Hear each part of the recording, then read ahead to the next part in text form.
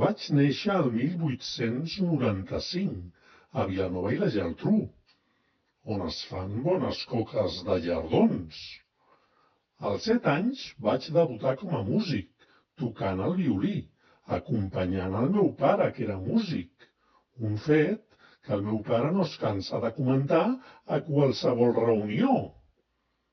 Quin pesat! El 1912 vaig guanyar el premi de violí a l'Escola Municipal de Música de Barcelona.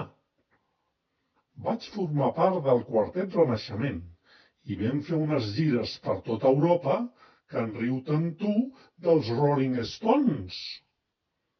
Vaig interpretar davant del mestre Ravel i davant d'en Manuel de Falla. Cap a finals del 1918 em va donar per fer composicions i amb les lletres de grans poetes catalans. I més endavant vaig composar òpera i tot. I també música per a cobla. Ves per on, també vaig ser mestre de música i director d'orquestra.